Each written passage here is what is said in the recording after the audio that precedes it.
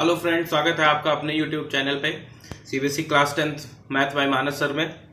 Students, exercise 7A means triangles हम लोग कर रहे थे और उसमें हमने आपको बेसिक प्रोपोर्शनलिटी थ्योरम वो बताया था, है ना, जिसको हम थेल्स थ्योरम कहते हैं। And after that I have told you about the converse of Thales theorem. Okay, so in that theorem I have told you this relation that if there is a triangle ABC, okay, and any line DE, these two lines are parallel to each other.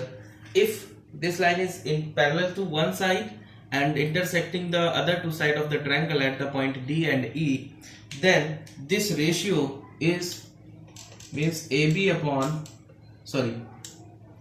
this AD upon DB is equals to AE upon EC according to the Thales theorem, basic proportionality theorem. ये हमने आपको previous class में बताया था। ठीक है, तो आइए इसको आगे बढ़ते हैं। ओके, और इस पे बेस्ड कोरोलरी भी बताई थी। कोरोलरी में जो रिजल्ट आया था वो भी डिस्कस किया था। अगर किसी को नहीं समझ में आया वो पार्ट तो अपना प्रीवियस वीडियो देखें। आइए अब एक्सरसाइज 7A देखते हैं। Exercise 7A question number 1। Okay, exercise 7A question number 1 clearly दिख रहा है सबको? ठीक है, आइए। इसमें लिखा हुआ है कि D and E are the points on the side AB and AC respectively of triangle ABC। एक ट्रायंगल ABC है, जरूरी नहीं आपको फिगर दिया गया हो, एग्जाम में आपको खुद से भी ड्रॉ करना पड़ सकता है।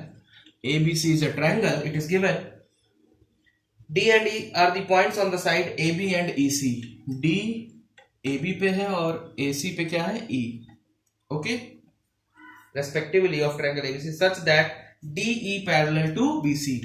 DE जो लाइन है वो इसके पैरेलल है, ऐसा दिया गया है। इसका मतलब थेल्स के अकॉर्डिंग कंडीशन जस्टिफाइड है। अब क्वेश्चन पूछा गया है फर्स्ट पार्ट इसमें कि इफ AD, फर्स्ट पार्ट इसका है if AD is equals to 3.6 centimetre, AB is equals to 10 centimetre, okay, AE is equals to 4.5 centimeter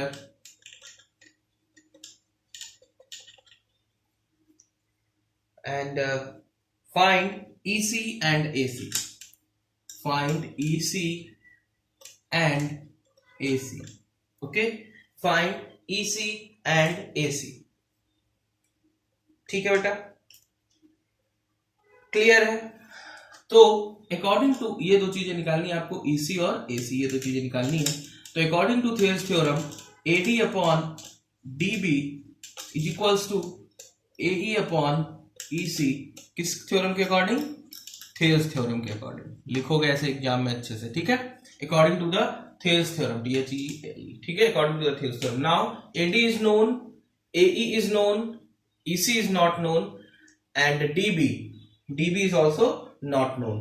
तो अगर आपको DB निकालना हो तो आप देखो DB, ये वाली डिस्टेंस है DB, ये क्या होगी? AB में से अगर हम क्या माइनस कर दें?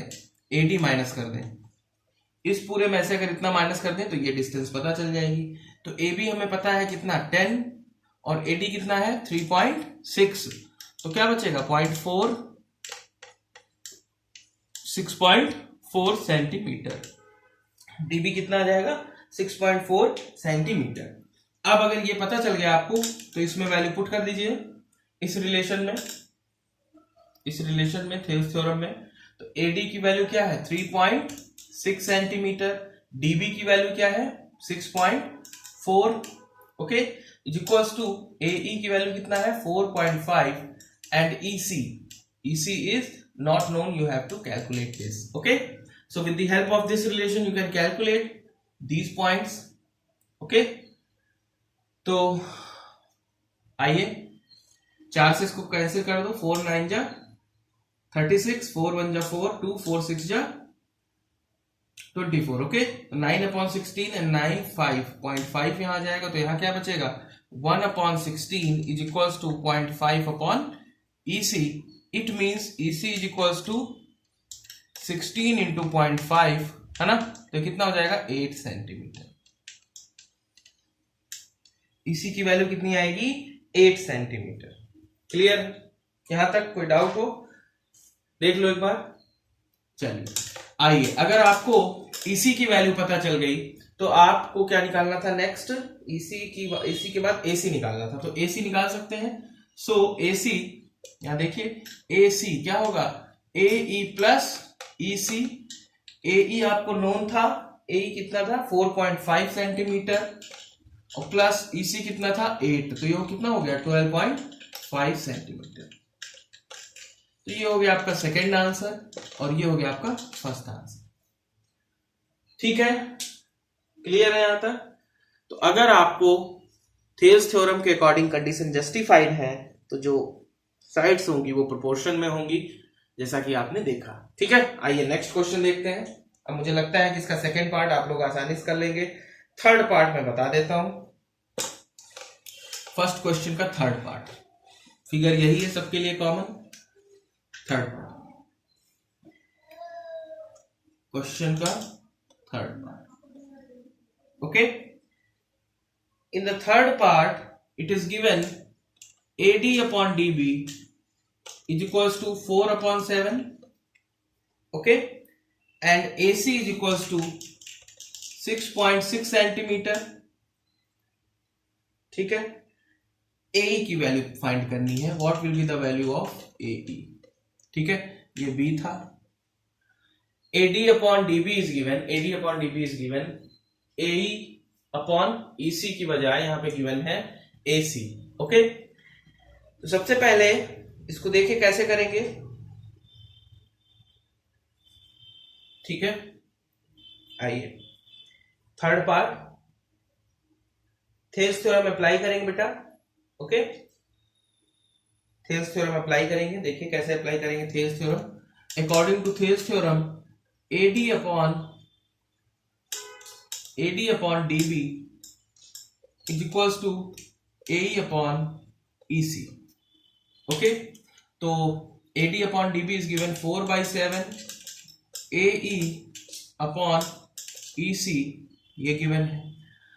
अब यहां पे आपको AC की वैल्यू पता है, यहां AE आ रहा है, AC ये पूरा होता है। तो अगर इसमें हम adding 1 both side,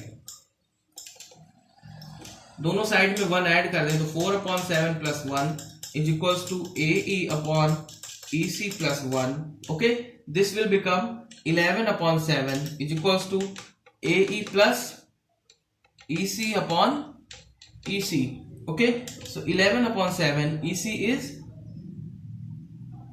EC is given or not? EC is not given, okay, so AE plus EC that will become AC। AE और EC मिलके AC बन जाएगा अपॉन EC। ओके, ठीक है, अगर यहां पे आपको AC की वैल्यू पता है कितना है? 6.6, तो यहां पुट कर देंगे, क्या हो जाएगा? ये 6.6 अपॉन EC। ओके, तो यहां से अगर आप EC की वैल्यू कैलकुलेट करो तो that will become 6.6 into 7/11।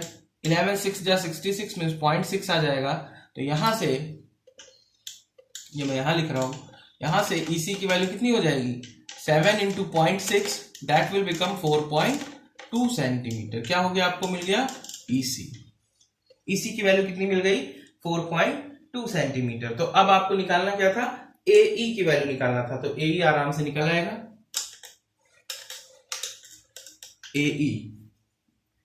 AE will be, क्या होगा? AE, सो AE ये वाली डिस्टेंस क्या होगा? AC minus EC। AC में से अगर EC को घटा दें तो AE बचेगा। AC कितना है? 6.6 माइनस 4.2, 6 2 बचा कितना? 4, और ये कितना बचा? 2.4 centimetre. AE will be 2.4 centimetre, that will be the answer. Clear है? तो आपको टर्म्स को अरेंज करना पड़ेगा, 1 ऐड या सब्ट्रैक्ट करना पड़ सकता है to get the desired value. Okay, चलिए आइए आगे देखते हैं। तो फर्स्ट क्वेश्चन के फर्स्ट पार्ट और थर्ड पार्ट मैंने बता दिया है, रिमेनिंग पार्ट आप लोग खुद से करेंगे और अगर दिक्कत होगी तो मुझे बताएंगे, क्योंकि इसमें 4 पार्ट हैं, चारों हो जाएंगे आसानी से। क्वेश्चन नंबर 2 पे आइए। Question number 2, D and E are the points on the sides AB and AC respectively फिर से वही वाला फिगर है, कोई एक डायग्राम है, कोई एक ट्रायंगल है, ए बी सी डी और ई पॉइंट्स है और डी ई बी सी के पैरेलल है, ये गिवन है। Okay, D parallel to B C. Find the value of x, x की वैल्यू फाइंड करना है। दिया हुआ है फर्स्ट पार्ट में, टू का फर्स्ट पार्ट देखिए, फर्स्ट पार्ट में दिया हुआ है AD is equals to x centimetre, AD is equals to x centimetre, DB is equals to x minus 2 centimetre, x minus 2 centimeter, AE is equals to x plus 2 centimeter, okay, and EC is equals to x minus 1 centimeter. ये values दी गई हैं आपको और कहा गया है कि x की वैल्यू क्या होगी, what will be the value of x, find the value of x। Clear है? तो देखिए इसमें according to Thales theorem you can write AD upon DB is equals to AE upon EC, किसके according? Thales theorem के according. Okay, according to the Thales theorem। Clear दिख रहा है सबको? ठीक है, दिख रहा है। अब आइए, AD की वैल्यू क्या है? x है, DB की वैल्यू क्या है? x माइनस 2 है, AE की वैल्यू क्या है? x प्लस 2 है और EC की वैल्यू क्या है? x minus 1। ठीक है, मल्टीप्लाई कर देंगे x minus 1, x minus 2, x plus 2। Okay, ये अंदर मल्टीप्लीकेशन में जाएगा तो यहाँ क्या हो जाएगा? X square minus x, a minus b, a plus b, तो क्या होगा? A square minus b square. Okay, ये एक्स स्क्वायर कैंसिल हो गया, minus is equals to minus x is equals to minus 4, so x is equals to 4। सिर्फ उसने x की value पूछी थी, तो x की वैल्यू कितनी होगी? 4 होगी।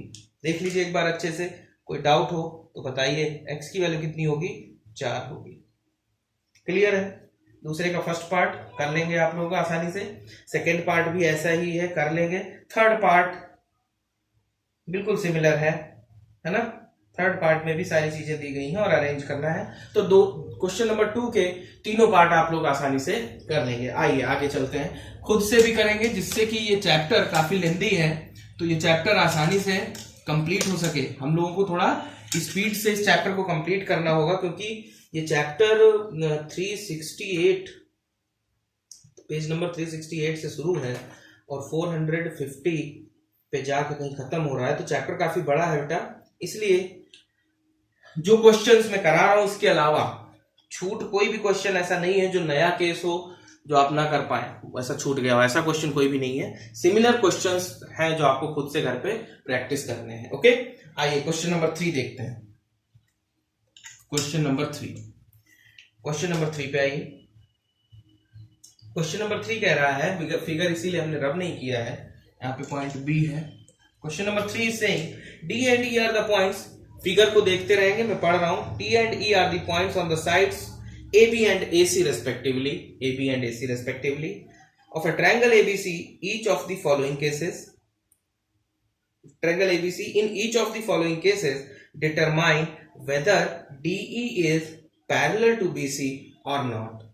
अब आपको डिटरमाइन करना है कि DE BC के पैरेलल होगा या नहीं, जितने भी केसेस गिवन हैं उन केसेस के लिए। तो फर्स्ट देखते हैं क्या दिया है। AD is equals to 5.7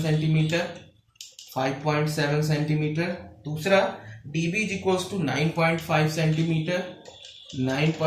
centimetre, तीसरा थर्ड केस है, थर्ड पॉइंट है AE is equals to 4.8 centimetre, AE is equals to 4.8 centimetre, और फिर उसके बाद EC is equals to 8 centimetre, है ना, 8 सेंटीमीटर। और आपको दिखाना है कि is DE is parallel to BC, it is right और नॉट।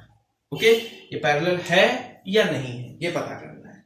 तो अगर DE BC के पैरेलल है, यहां पे लिख सकते हो आप, if DE is parallel to BC then Thales theorem should be justified, then Thales theorem should be justified, justify होनी चाहिए।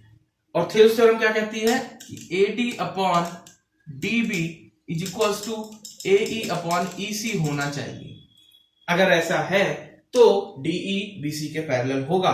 तो AD की वैल्यू कितनी है 5.7, यहां दिख रहा है सबको, यहाँ पे एक मिनट, हाँ दिख रहा है यहाँ पे। AD की वैल्यू 5.7, DB की वैल्यू कितनी है 9.5 is equals to AE is 4.8 and EC is 8। Okay, clear है? ठीक है, तो देखिए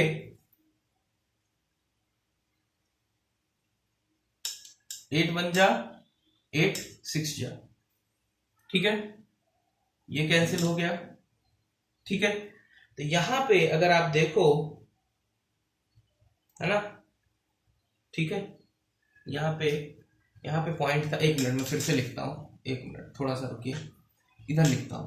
AD की वैल्यू कितनी थी 5.7, DB की वैल्यू कितनी थी 9.5, ओके, और इधर AE की वैल्यू कितनी थी 4.8 और EC की वैल्यू कितनी थी 8। तो ये डेसिमल, ये 0, 8 1 जा और 8 6 जा, ये हो जाएगा 0.6। ओके, यहाँ पॉइंट हट गया तो क्या बचा 57/95 इज इक्वल्स टू 0.6। अब 57/95 क्या 0.6 के बराबर होगा, ये हमें देखना पड़ेगा। तो इधर आइए, इधर भी देख सकते हैं, यहाँ पे स्पेस है, यहाँ पे 95 से 57 को डिवाइड करिए, पॉइंट लगाइए, 0 बढ़ जाएगा, है ना।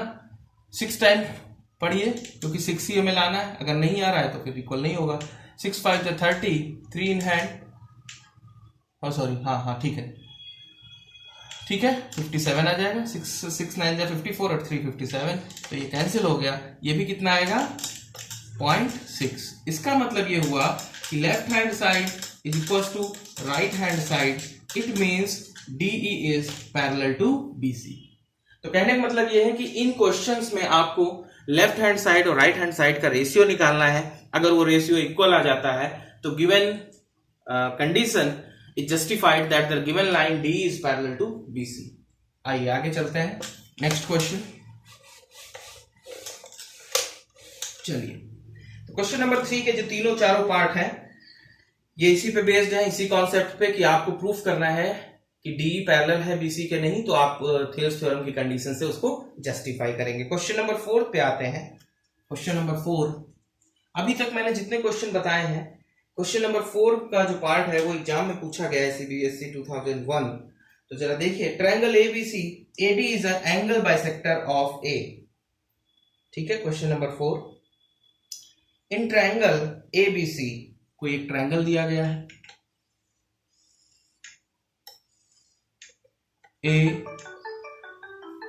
ABC, okay, just a minute, one triangle is given ABC, okay, triangle is given ABC, okay, this triangle is given and it is given by AD is a bisector of angle A। Bisector का मतलब होता है दो part में divide करने वाला, दो equal part में। बाइसेक्ट मींस, बाई मींस होता है दो और सेक्टर मींस डिवाइड करने वाला इक्वल पार्ट में। ओके, तो एंगल AD जो लाइन है वो एंगल A की बाइसेक्टर है, मतलब ये वाला एंगल और ये वाला एंगल इक्वल है। ओके, तो कह रहा है इस केस में if AB is equals to 6.4 centimetre, if AB is equals to 6.4 centimetre, okay, AC is equals to 8 centimeter, okay, BD is equals to 5.6 centimeter, then find DC। okay, AB दिया है आपको, AC दिया है, BD दिया है, DC निकालना है। Clear है यहाँ पे? तो ऐसे में angle bisector theorem is applied in triangle ABC। तो I have told you angle bisector theorem और not, because I think angle bisector theorem that is not explained till now. Proportionality theorem I had explained. So first of all, before going through this question, you must know what is the angle bisector theorem. Okay, what is angle bisector theorem? Just a minute. Angle bisector theorem you have to know. After that you can go through this question. तो आइए angle bisector theorem पढ़ते हैं, क्या होती है angle bisector theorem.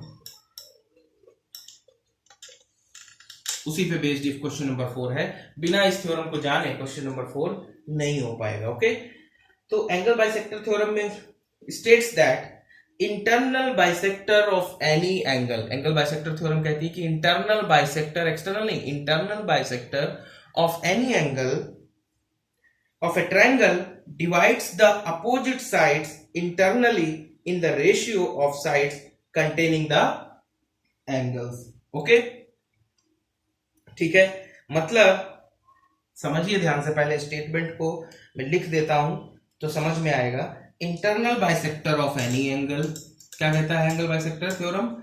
Internal bisector of any angle, internal bisector of any angle of a triangle, internal bisector any angle of a triangle divides the opposite sides, divides the opposite sides internally in the ratio of, internally in the ratio of the sides containing the angle, the sides containing the angle। Okay, the sides containing the angle। आइए एक minute, where is duster? This one। okay, so first of all, before going through this question, we have to know what is the meaning of angle bisector theorem, and we have to understand that, and after that we can do the needful। okay, so पहले इसको समझो statement को। Statement is saying internal bisector of any angle. Okay, तो internal bisector of any angle यहाँ पे given है AD is the bisector of angle A, ये given है।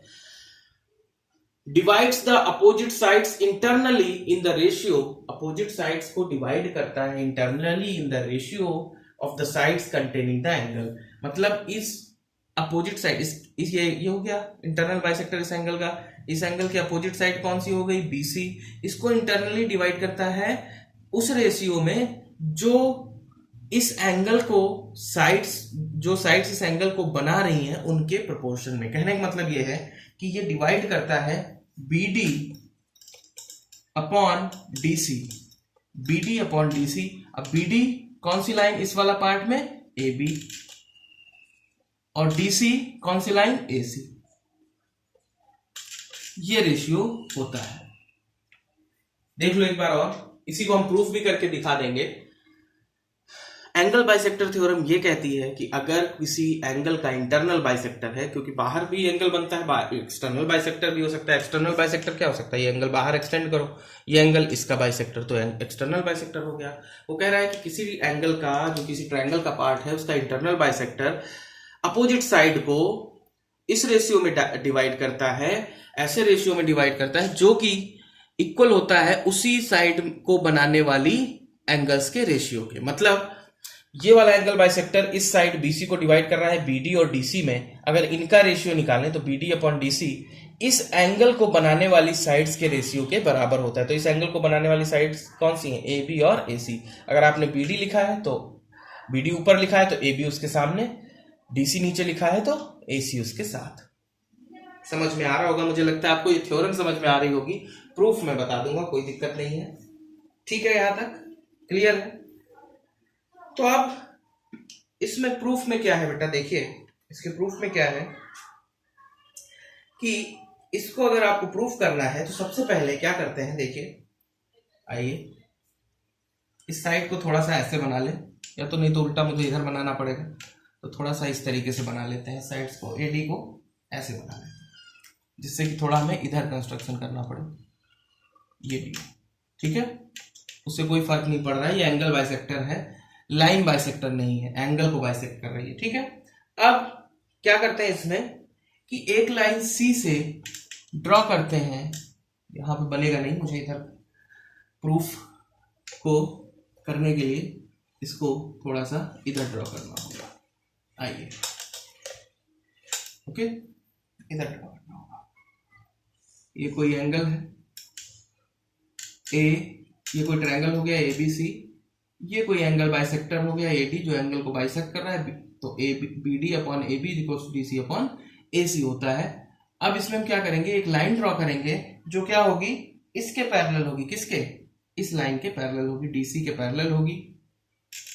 ओके, ठीक है, और इसको एक्सटेंड करेंगे, ये पॉइंट E पे कट कर देंगे, C से E तक कट करेंगे। ठीक है, अब सारे एंगल्स के नाम रख लीजिए, 1, ये एंगल 2, ये एंगल 3 और ये एंगल 4। ये और ये लाइन आपस में पैरेलल है, ध्यान रखना। तो इसमें हमने कंस्ट्रक्शन क्या किया, एक लाइन ड्रॉ की CE जो कि पैरेलल है AD के, ओके, और उसको कहां तक, और इधर से AB लाइन को प्रोड्यूस किया जो एक दूसरे को पॉइंट E पे कट करते हैं। तो अब अगर देखें तो एंगल 2 और एंगल 3 बराबर होंगे। लाइंस आपने पढ़ा है, अल्टरनेट एंगल्स, ये पढ़ा है कि ये कोई लाइन है, ये ट्रांसवर्सल है, तो ये एंगल और ये एंगल बराबर होते हैं। वही ये दो पैरेलल लाइन है, ये ट्रांसवर्सल है, 2 और 3 बराबर होंगे। ये समझ में आ गया होगा, अल्टरनेट एंगल्स। ओके, तो एंगल 2 एंड 3 बराबर होंगे एंड एंगल 1 और एंगल 4 बराबर होंगे। क्यों? क्योंकि ये कैसा एंगल है, करस्पॉन्डिंग एंगल है। I think you know the meaning of corresponding angle and you know the meaning of alternate angles. Alternate angles. Okay? जो नहीं जानते हैं वो एक बार समझ लें कि अगर कोई दो पैरेलल लाइन है, उसको कोई एक लाइन कट करके जिसको हम ट्रांसवर्सल बोलते हैं, तो ये और ये एंगल क्या हो गए, ये और ये एंगल एक जैसे करस्पॉन्डिंग, ये और ये करस्पॉन्डिंग एंगल। भाई इस लाइन के लिए अगर भूल जाओ तो ये बाहर की तरफ बन रहा है ऐसे, ये तो ये करस्पॉन्डिंग एंगल आपस में इक्वल होते हैं, और ये एंगल वर्टिकली अपोजिट होगा, ये इसके इक्वल होगा। तो हम ये भी कह सकते हैं कि ये इसके एंगल होते हैं, तो ये इसको क्या बोलते हैं, अल्टरनेट एंगल्स बोलते हैं। ठीक है, तो यहाँ पे अल्टरनेट और करस्पॉन्डिंग का कॉन्सेप्ट लगा के आप कह सकते हैं एंगल 2 और एंगल 3 बराबर होंगे, एंगल 1 और एंगल 4 बराबर होंगे। ओके, इसका मतलब अगर आप देखें तो आपको गिवन है कि, बट ये गिवन है आपको कि angle 1 is equals to angle 2। भाई एंगल 1 और एंगल 2 बराबर होंगे, क्यों? As AD is the bisector. कौन सा bisector? Angle bisector. Okay, AD is the angle bisector. इसका मतलब ये हुआ कि आपका एंगल 1 एंगल 2 के अगर बराबर हो गया, ये दोनों बराबर है, दिया हुआ है हमको चूंकि, तो इसका मतलब ये हुआ, so you can say angle 3 is equals to angle 4, क्योंकि लेफ्ट साइड बराबर हो गई तो राइट साइड भी बराबर होगी। Angle 3 is equals to angle 4। ठीक है, क्लियर? तो एंगल 3 और एंगल 4 आपस में बराबर हो गए। ठीक है, इसका मतलब ये हुआ कि AE, सो AE, A और E is equals to AC। अब बोलो ये कैसे आया, AE is equals to AC, how this value is coming? बताओ।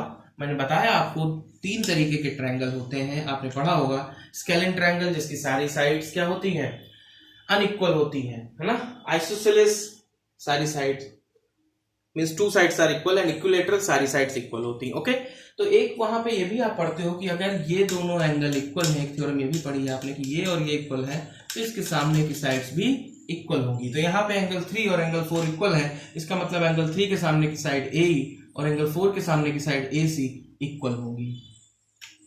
होंगी कि नहीं? उस थ्योरम से आप ये भी कह सकते हैं। So now in triangle BCE, अगर देखो आप, नाउ इन ट्रायंगल BCE,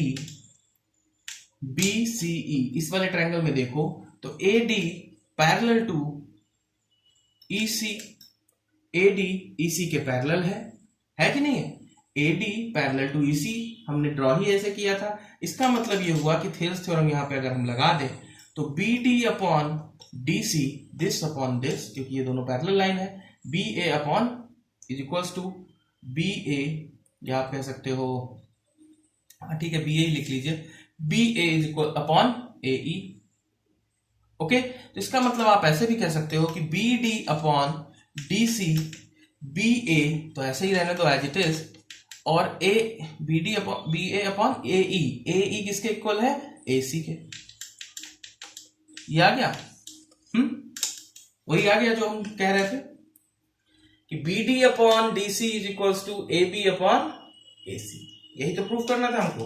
मतलब इसको हम अगर चाहें तो ऐसे भी लिख सकते हैं कि b D upon D C is equals to A B upon A c. यही एंगल बाइसेक्टर थ्योरम होती है और यही हमें प्रूव करना था। क्लियर है? तो this one is the angle bisector theorem. When angle bisector theorem is known, अगर ये आपको ठीक से समझ में आ गया है तो आप क्वेश्चन नंबर 4 लगा लेंगे आसानी से। तो ये तो मैंने प्रूफ बताया आपको। फिर से अगर समझ में नहीं आया है तो वीडियो को दोबारा से देखिएगा, ये समझना बहुत जरूरी है। मैं आपको फिर से एक बार बता देता हूं कि एंगल बाइसेक्टर थ्योरम होती क्या है। ओके, जो भी एग्जाम में डिलीट किया गया है पोर्शन वो मैं कंसीडर नहीं कर रहा हूं, जो आपके सिलेबस में है वही डिस्कस कर रहा हूं। तो इसलिए विश्वास बनाए रहेंगे और पढ़ते रहेंगे। ये A B C, this one is D, okay, and this A D is angle bisector, means इस एंगल को इक्वल पार्ट में डिवाइड कर रहा है। अगर ऐसा दिया गया है कि अगर कोई लाइन इंटरनली एंगल को बाइसेक्ट कर रही है तो ये जो सामने वाली अपोजिट साइड को जो जिस रेशियो में डिवाइड करेगी, B D upon D C में डिवाइड कर दिया, तो इसका रेशियो इस एंगल को बनाने वाली साइड्स के रेशियो के बराबर होगा। तो बी डी किसके साथ आ रही है, ए बी के, और डी सी किससे जुड़ी हुई है, ए सी के। यही एंगल बाइसेक्टर थ्योरम होती है। क्लियर? यही एंगल बाइसेक्टर थ्योरम होती है। ठीक है, चलिए अब क्वेश्चन नंबर 4 पे आते हैं। जो आपका क्वेश्चन नंबर 4 है, एक पार्ट करके मैं दिखा देता हूं, ठीक है, बाकी के पार्ट आप लोग कर लेंगे। आइए क्वेश्चन नंबर 4, एक्सरसाइज 7 है क्वेश्चन नंबर 4। आइए क्वेश्चन नंबर 4, जो फिगर बना हुआ है बना देंगे। जो ट्रायंगल दिया हुआ है, ऐसा ट्रायंगल दिया हुआ है ए बी सी और ये डी, और दिया हुआ है कि ए D is angle bisector. Third part बता रहा हूं क्योंकि थर्ड पार्ट पूछा गया है एग्जाम में। ए बी दिया हुआ है, गिवन है आपको, गिवन क्या है, a B is 5.6 centimetre, b d is 3.2 centimetre, b c is 6 centimetre, a c आपको फाइंड करना है। ठीक है, तो यहां देखो आपको बीडी दिया हुआ है, इसको भूल जाए बी यहां पर, ये बीडी दिया हुआ है और ये बीसी दिया हुआ है। ठीक है, बीडी और बीसी दिया हुआ है, आपको डीसी चाहिए है ना। तो यहां इन दोनों चीजों से अगर आप देखो तो DC is equals to BC minus BD. इस पूरे बीसी में से अगर बीडी को घटा दें तो BC is 6 and BD is 3.2, तो दिस विल रिमेन 2.8 सेंटीमीटर क्या आ गया, डीसी आ गया। अब according to angle bisector theorem,